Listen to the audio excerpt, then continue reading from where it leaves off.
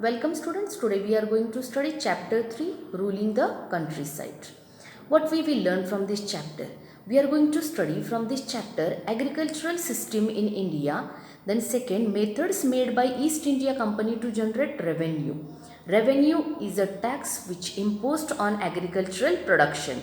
So various methods for generating revenue collection, revenue East India Company introduced. And then third point, people's rebellion. At the end of the chapter, we are going to study that Indian farmers, they were not happy, and cause of that they did agitation against the East India Company. So these all important points we are going to discuss with the help of this chapter. The company becomes Diwan. Now here Diwan means the particular East India Company, they got the right to collect the revenue from the Bengal province, Orissa as well as eastern states. But when they got these Diwani rights? On 12th August 1765, after the Battle of Buxar. Do you remember in the last chapter we studied that there were Battle of Buxar which takes place in the year 1764. 1764, and this Battle of Buxar we know took place between the Mir Qasim and East India Company. In this battle, what happened? Mir Qasim got defeated and the company became Diwan. Means the company, they got Diwani rights, collection of revenue from the entire province. As Diwan, the company became chief financial administrator of the territory under its control. Now Bengal province, Orissa province, which under the East India Company. So what happened? East India Company became one of the chief financial administrator. Now it had to think of administering, means organizing business, commerce in that particular area. So they were thinking about administering the land also and organizing its revenue resources. Revenue for the company. After becoming Diwan of Bengal, the company started purchasing cotton and silk from the revenue generated from Bengal. See, the company, in this image you can see cotton and silk. Company started to purchase, but for that reason they were using the revenue, which revenue they were collecting from the Bengal. Before 1865, company had purchased goods in India by importing gold and silver from Britain. Very important here, gold and silver. The company, for purchasing goods, means such as cotton, silk, for that reason what they were doing? They were importing gold and silver from the Britain. Now the revenue collected in Bengal could finance the purchase of goods for export. But now what happened? Companies started to collect revenue from Bengal, and from that revenue only they were purchasing cotton, silk and the other raw material. Hence they stopped importing gold and silver. Now they were using revenue which they were collecting from Bengal. Soon Bengal facing deep crisis. In front of Bengal there were deep crisis because of the companies collecting huge amount of revenue from the Bengal. The economy of Bengal was facing deep crisis. Why this happened? Cause of huge amount of taxes levied on the Bengal peasants as well as on the farmers also. Artisans and the peasants left Bengal as they unable to pay taxes. Also here one more important incident took place in the year 1770. What happened? A big famine hit Bengal. A big natural disaster took place, and in that natural disaster, near about 10 million people were killed. Means near about one third population wiped out from Bengal. So this was also a huge blow, and cause of that company's revenue got reduced. Hence the company started to think improving agriculture so that there will be improvement in their revenue collection. Now see, need to improve agriculture. The company wanted to improve agriculture in order to stop the decrease in its revenue. It means that company, they wanted to increase their revenue.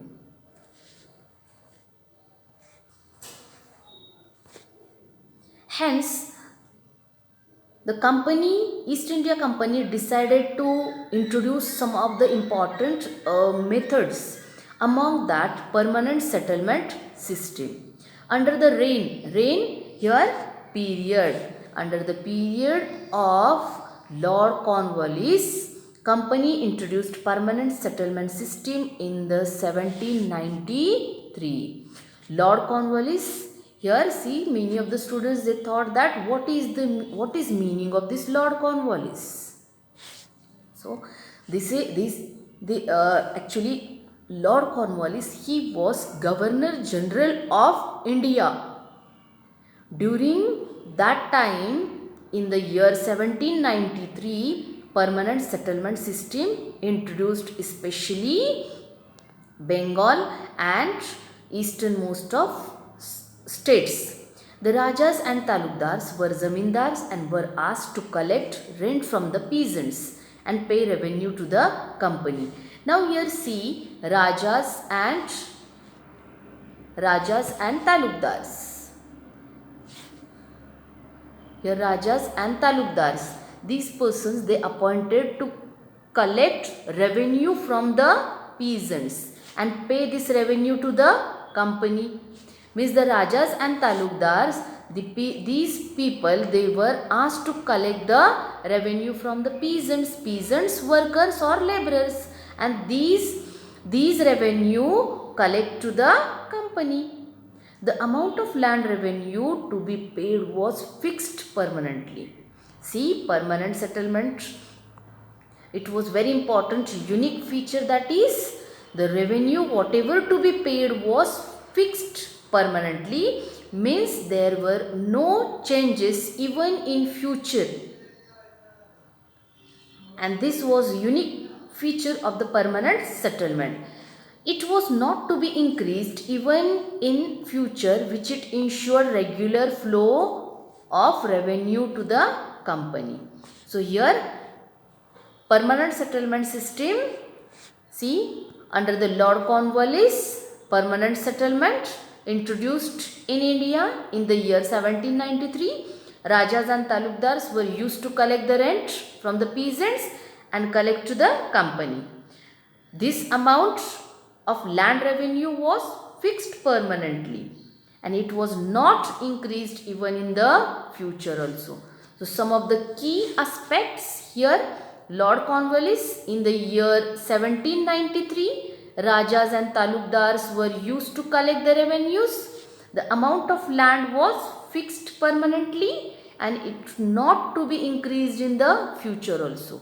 So some of the unique features of the permanent settlement system.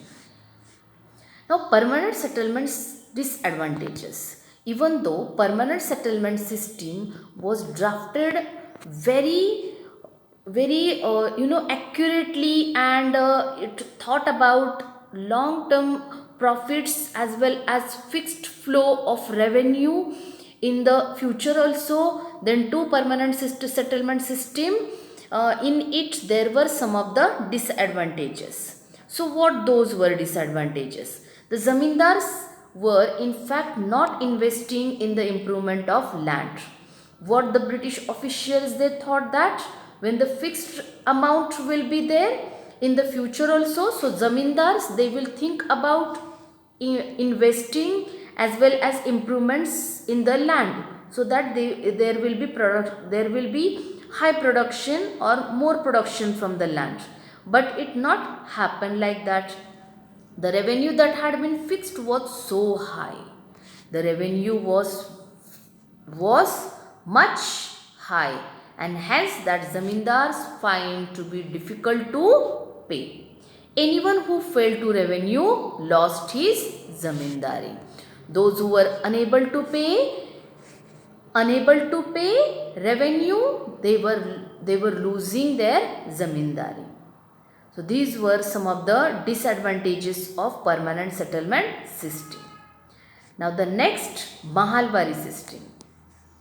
Mahal, first of all, see, Mahal, it is the word, Mahal means village, and Mahalwari system means the village system. How they were made the system categorized towards the countrysides. So Mahalwari system, it developed by Holt Mackenzie in the year 1722. Holt Mackenzie developed. It is Mahalwari system especially introduced in northern parts of India. Fields were measured in this system. What it was happening? Fields were measured properly. Revenue of each plot added to collect revenue of villages.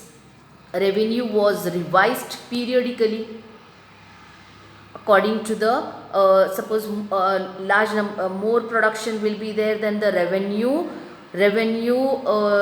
levied high on the particular farmer. So in that way there was no fixed or permanent revenue system.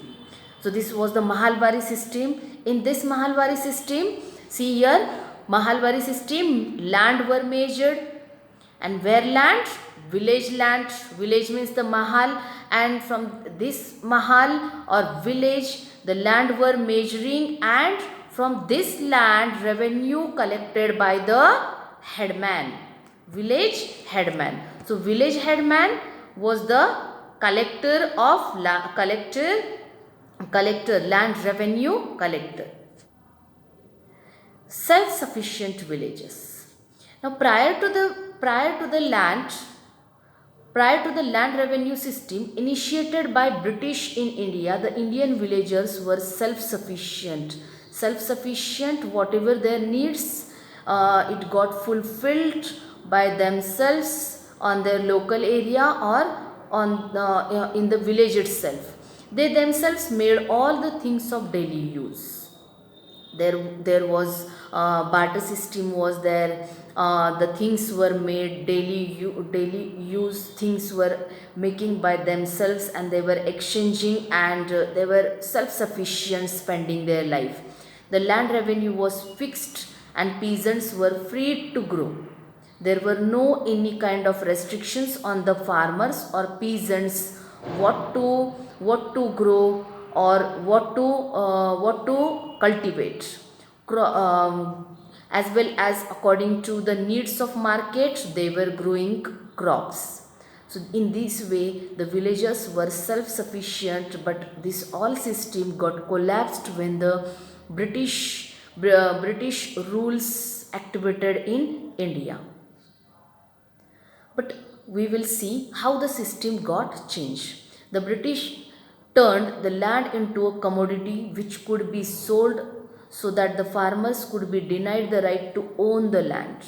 The farmers, before that we have seen, the farmers, they were free to grow the crop according to the market, according to their needs. But now the British turned the land into a commodity. Britishers, according to their profit and their demand, they were imposing rights on the strict actions on the farmers, that what to grow and how to grow. Most of the foreign goods were imported, and the local cottage industries suffered a severe blow. Most of the foreign goods such as machine made goods, machine made goods which produced in Britain, they were importing, and cause of that local cottage industries suffered a severe blow. As a result, the villagers lost their sufficiency. Before that, we knew that villages were self sufficient. They depend on one another and they were fulfilling their demands in the village itself. But now, due to the Britishers' interference, foreign goods were imported and local cottage industries, they got the blow. The land revenue policy adopted by the British destroyed the fabric of the village economy. So, the land revenue policy which introduced by the Britishers, it collapsed the village economy. Now the next system, that is Ryotwari system. This Ryotwari system developed by Governor of Madras Thomas Munro. Also this system called as Munro system, as Thomas Munro derived or developed Ryotwari system. Thomas Munro in 1820 Ryotwari system developed. It introduced in southern part of India. In that field, in this system also, fields were measured. 1 acre, 5 acre, 10 acre. So in that way, fields were measured by the officials, and then revenue was revised periodically. According to the production, revenue was changing or periodically revised by the officials. Means revenue was not fixed permanently as in the permanent settlement. Britishers collect revenue. In the Mahalwari system, we have seen the village headmen, they were collecting the revenue, but here Britishers collect revenue.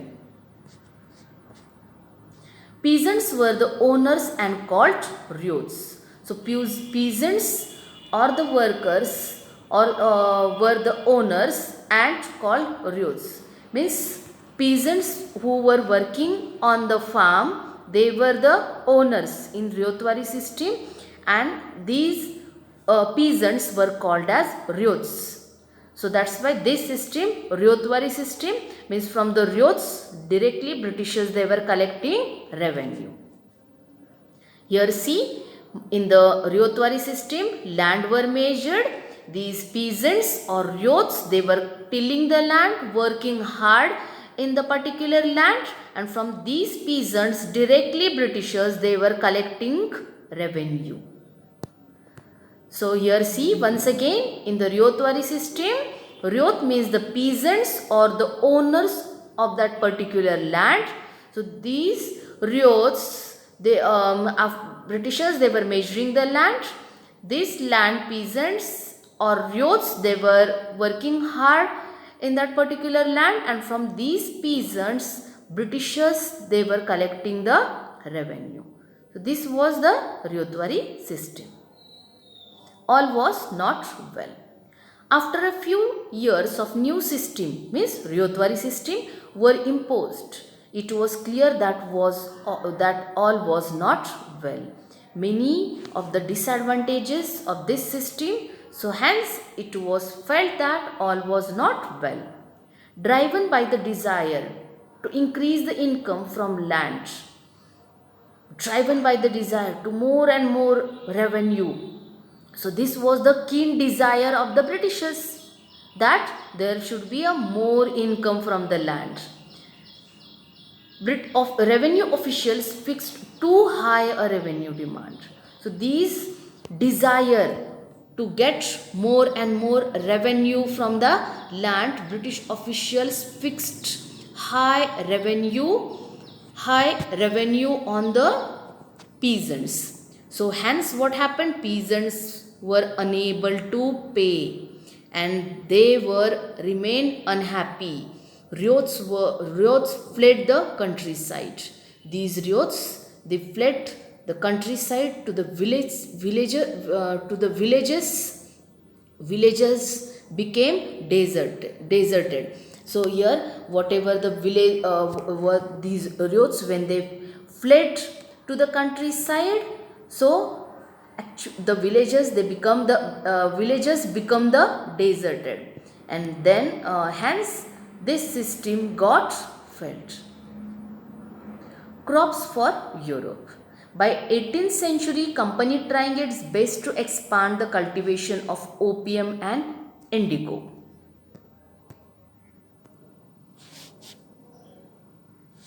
So here opium it is called as a food, and indigo blue color powder.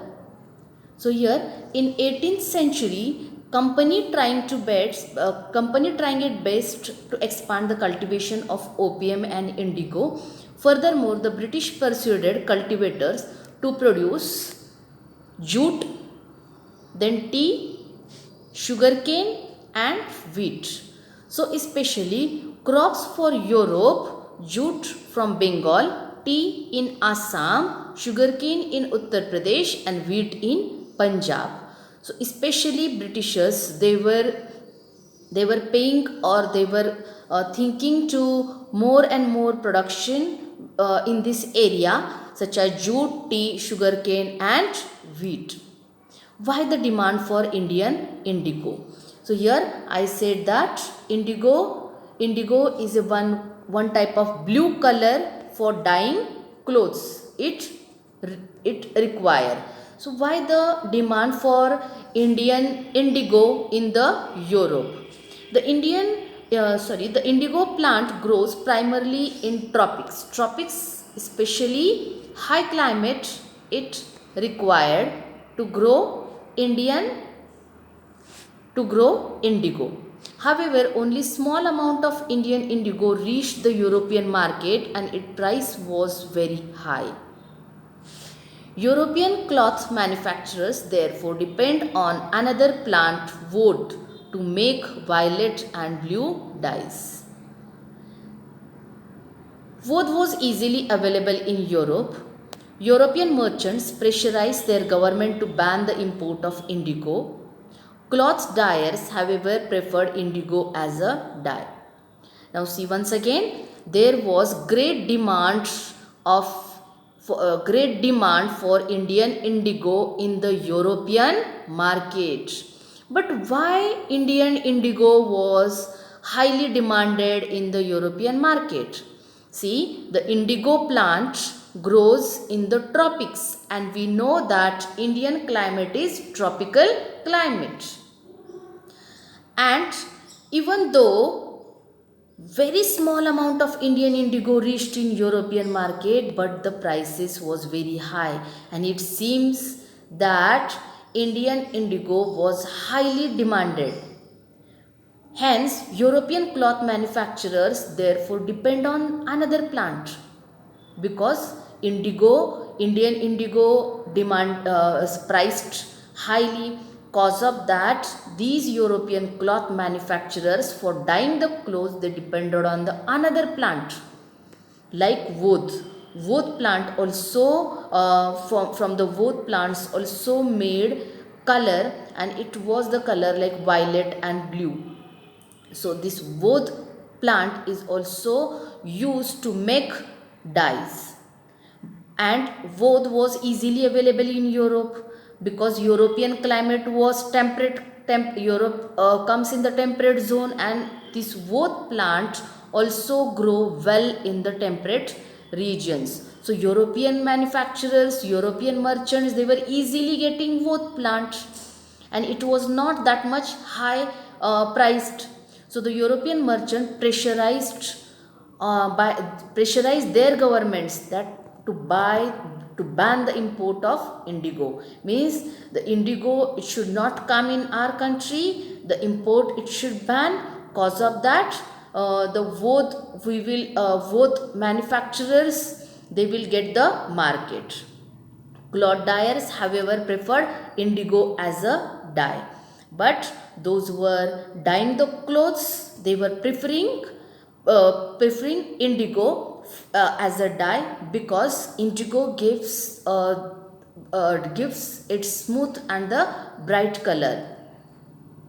Indigo produced a rich blue color, whereas the dye from wood was pale and dull. Means indigo, whatever the when the indigo used for the dye purpose, color dyeing purpose, it gives rich blue color.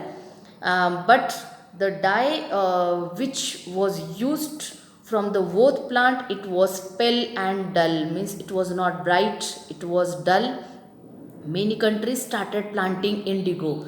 Hence, now many European countries, such as some of the part of America as well as Africa, they also started planting indigo. In France also, indigo cultivation started takes place because wood it was not good. It was pale and dull.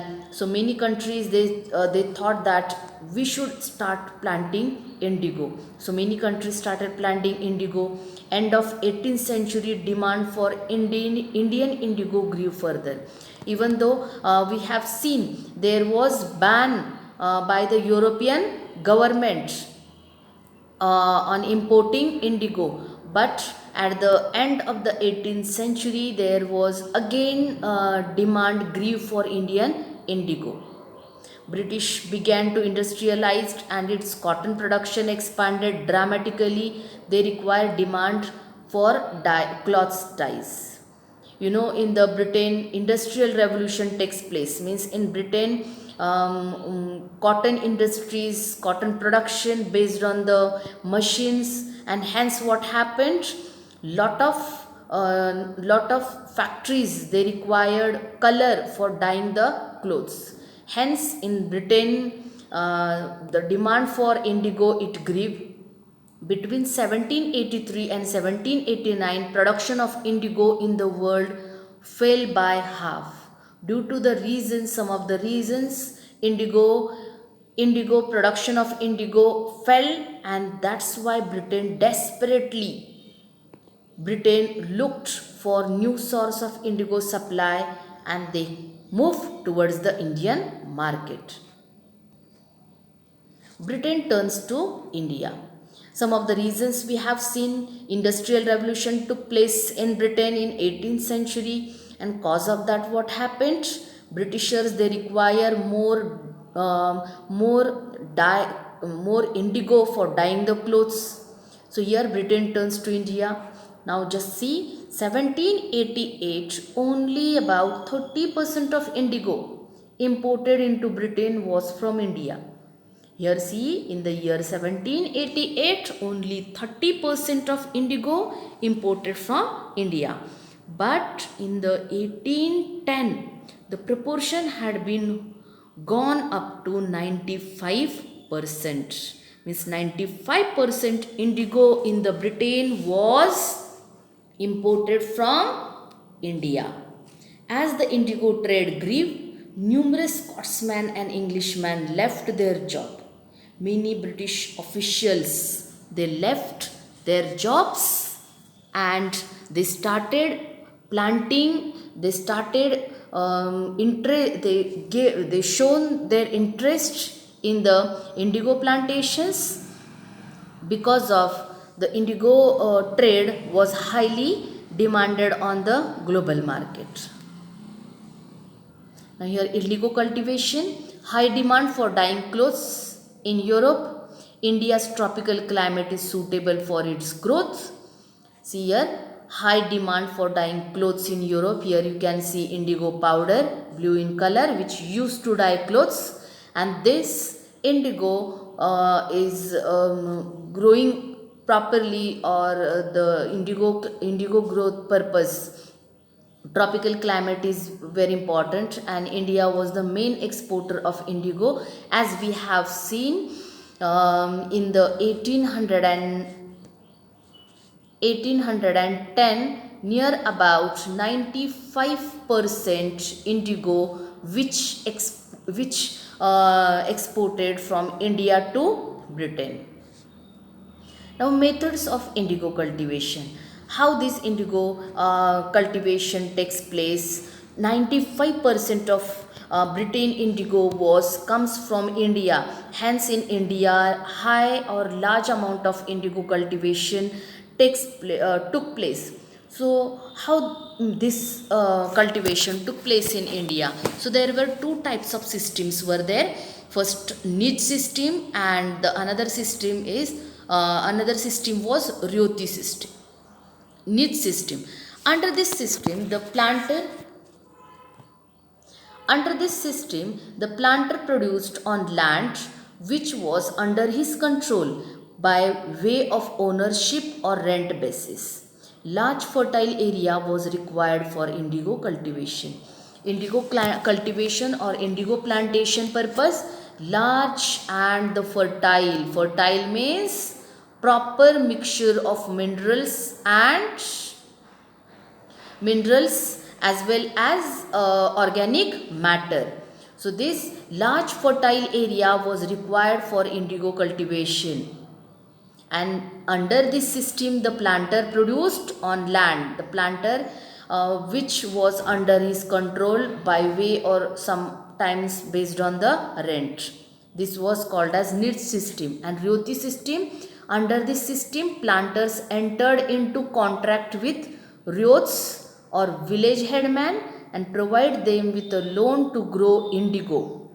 Means these planters, especially before a slide I said that some of the British officials, Scotsman, Englishman, they left their job and they started doing the indigo plantation. Means here what they were doing, they were making the contracts with village headman, and to grow the indigo we will provide loan to you, and after the loan after giving the loan, whatever plantation that villageman had to hand over to these contractors. So in that way these officials, many British officials, Englishmen, they were earning huge profit. Here see, under this system, planters entered into contract with ryots or village headman and provide them with loan, means providing to them loan to grow indigo with a condition to keep 25% land exclusively for indigo cultivation, as well as 25% of the village land they will grow in that land they will grow indigo plants. So this was the Ryothi system. Means contractors, they were providing they were providing loan, and they were making one of the condition, they were keeping the condition in front of the village headman that 25% land should be reserved for the indigo cultivation. Now the problems faced by the indigo cultivators, even though there were niche system, there were the Ryothi system. Under the Ryothi system, officials, they were providing loan, but some of the problems were there. There were great problems faced by the farmers. We will see income from indigo was less. Means indigo income was to the farmers or the cultivators, it was very less. Cultivators got trapped in never-ending loan cycle. In Ryothi system, we have seen loans were sanctioned to the village headman, and they were caught in that loan, not a never-ending loan cycle. Land become infertile, unsuitable for growing rice crop. Especially indigo cultivation require more fertile land, and all the time means continuous plantation of indigo making the land infertile. Hence the land was not remaining suitable for growing rice crop. So these were the problems faced by the indigo cultivators. So first problem was income was very less, land becoming infertile as well as unsuitable for growing crop. Then the never ending loan cycle in which cultivators getting trapped. Hence what happened? The Blue Rebellion. The Blue Rebellion, blue, it shows indigo. A blue color, it shows that indigo. So indigo planters, they did revolution. In March 1859, a rebellion broke in Bengal. Bengal cultivators, indigo cultivators, because they were forced on the cultivators to grow indigo. The Bengal cultivators, they caught in net that never ending loan cycle, as well as highly pressurized from the officials. Cause of that, there were thousands of cultivators, they rebelled against the East India Company in March 1859. So in March 1859, a rebellion broke in Bengal. The rebels were the indigo cultivators. So all these indigo cultivators has the rebellion called as the Blue Rebellion. Queen Victoria ordered magistrate of Barasat, means West Bengal magistrate, Queen Victoria order to issue an order which states that youths would not be forced to enter into indigo contracts. Many officials, they were making the contracts that, and as well as forcing to the planters to grow indigo. Hence Queen Victoria ordered magistrate of Barasat to issue an order which states that youth would not be forced to enter into indigo contracts. That indigo planters, would not be forced to plant indigo. After that, there was one commission set up. An indigo commission was set up to look into the matter, means there was huge rebellion in 1859, as we have seen. So why this rebellion took place, why the people in more numbers got agitated against the government. So there was one commission set up, it was Indigo Commission. They concluded the following points. So here see, planters were found guilty, means we have seen the planters, they were giving the loans to the youths or headman, making the contracts, and in that way these cultivators or youths were caught in never ending loan cycle. Here hence Indigo Commission, they found that planters were guilty, means planters, they did the mistakes in the various way.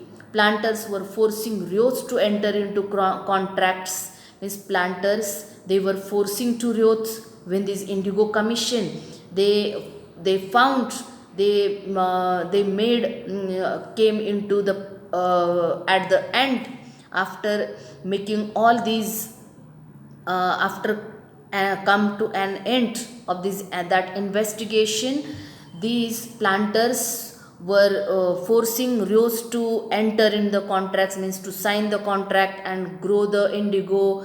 Then when the cultivators were willing or not willing, then too they were forcing youths to enter into contracts. After the revolt, the production of indigo came to an end in Bengal. So we have seen in Bengal huge number of indigo plantation, many contracts were forcibly signed from the cultivators, from the youths. So hence what happened, when the commission, Indigo Commission, they found some of this, they did investigation, and at the consequence they found planters, they were the guilty, they were forcing, they were not legally the ways they were not using. Hence after the revolt, production of indigo totally came to an end in Bengal and shifted to Bihar. Now some of the important terms and concepts from this chapter: Mahal, plantation; Bigha, permanent settlement; Ryotwari system; slave; civil servants, talukdars and jotedars. Here these important terms are there, you have to read. Then the important events from this chapter: 12th August 1765, East India Company becomes Diwan. Then 1770, terrible famine hit Bengal. 1793, permanent settlement system introduced. When the Lord Cornwallis was the Governor General of India, in 1822, Mahalbari system introduced, and 1859, Blue Rebellion takes place. Thank you.